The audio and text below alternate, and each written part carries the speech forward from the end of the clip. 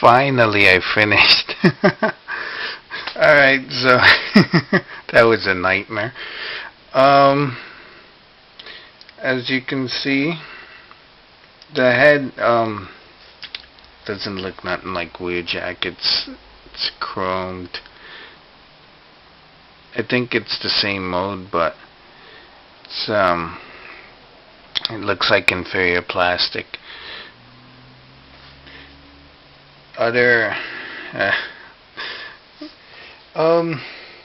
I got the Mustang with the racing stripes because there was a dealership next to where next to a Pathmark where I do my toy runs sometimes, and there was a Mustang in the dealership that had the same racing stripes, but it had like the hood was covered with like a black tarp or something, and I like it. It's a pretty good car.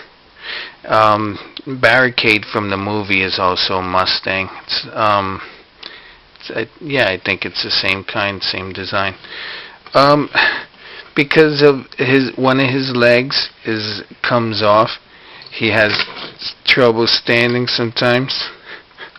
But other than that, you see, let me try and pose him.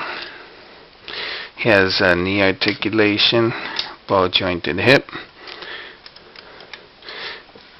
the weird toes, which are actually chairs, but they also swivel.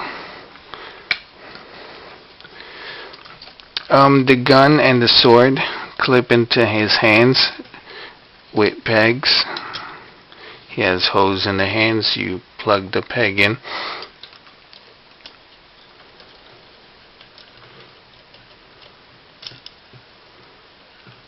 And voila.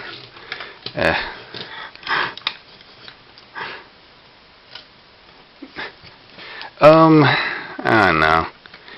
He doesn't have a ball jointed head. Other than that, he resembles closely an alternator, even though he's a bootleg. The plastic's pretty good. Doesn't feel fake. But as a lot of people have said, these bootlegs are usually extremely loose. I don't know if anyone who has a real alternator Wheeljack has trouble with loose joints.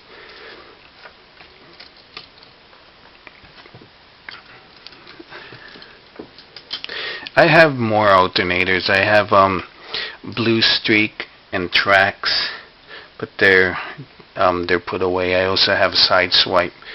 I don't think I'll be reviewing any of those until maybe when I run out of stuff. So, do I recommend this bootleg? I paid $20 for him. When he came out in the States, he was pretty hard to find. But I mean, if you can't get the real thing and you could find this guy cheap, I wouldn't recommend paying over $15 because he's a bootleg. He should be cheap. Bootlegs shouldn't be more expensive than the real thing. So that's my review, my long-awaited review of Binotech Alternators Mustang Bootleg Knockoff Wheeljack. Bye.